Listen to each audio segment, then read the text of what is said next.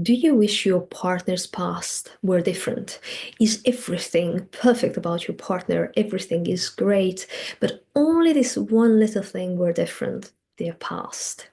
Hi, this is Noemi Seri, and I am a retroactive jealousy specialist. So, if you're thinking about this, if you're wishing this, if you are daydreaming about this, then listen up. Your partner's past is not going to be different. There is the conundrum. I know that these are not you, so you will have known that. You will have noticed that we can't change the past.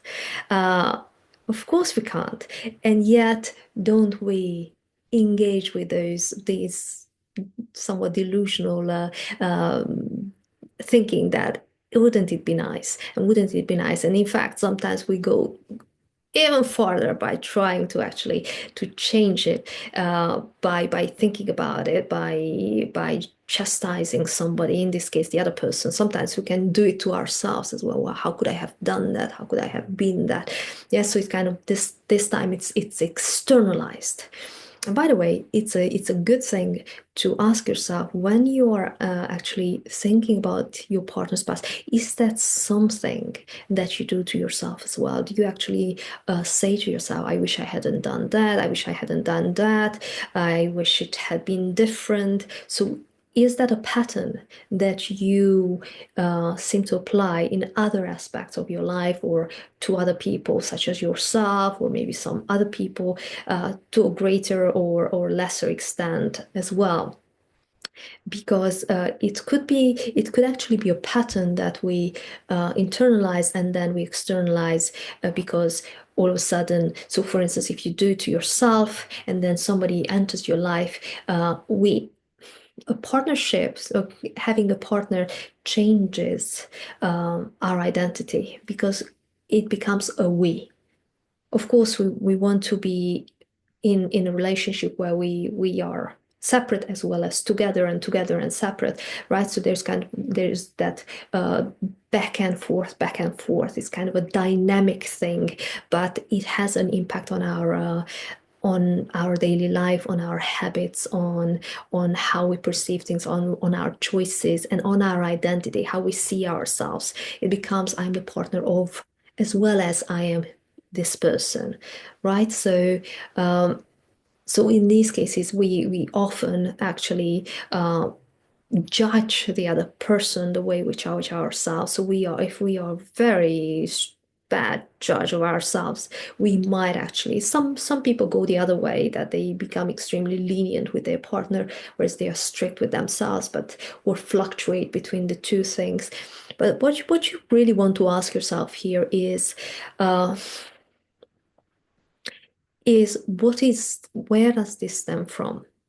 Yeah, so where does this stem from? Why would you want to change it?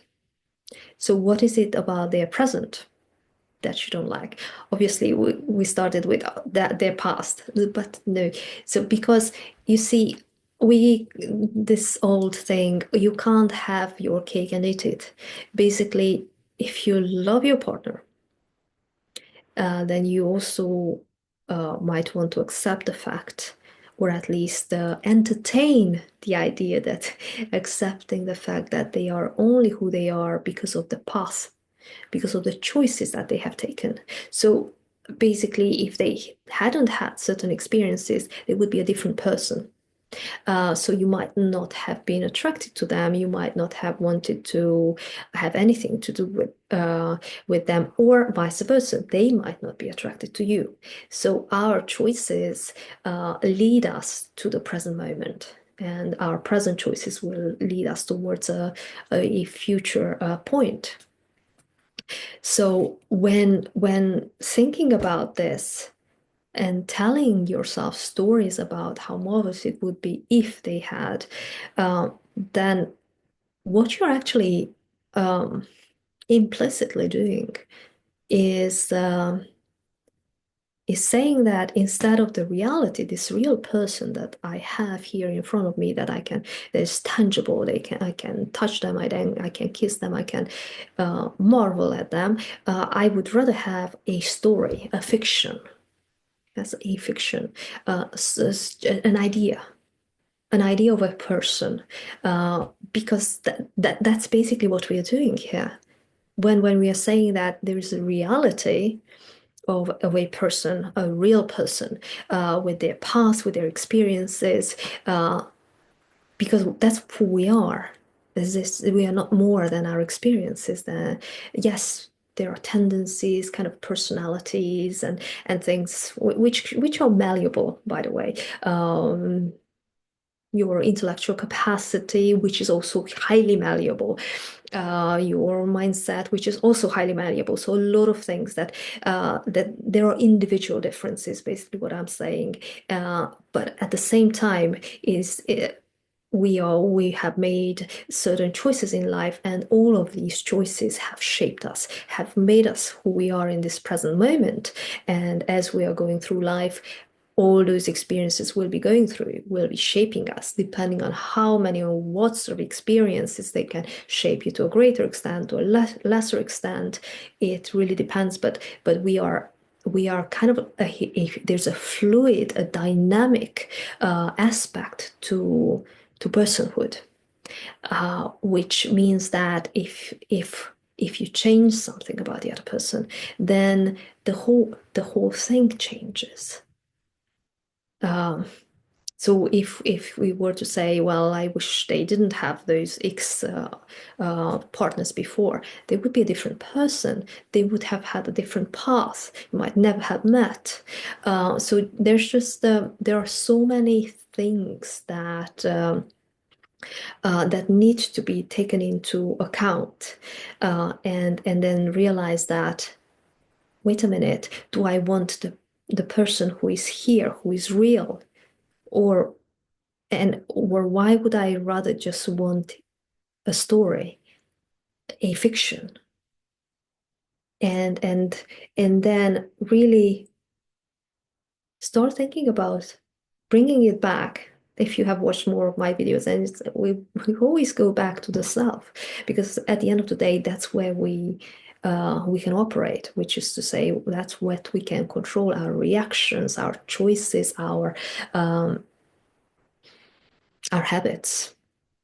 Yeah, so our thoughts, or how we interact with our thoughts, how we interact with our feelings, what we do when there's a feeling, uh, how we interact with impulses, or how we react to them or respond to them. So you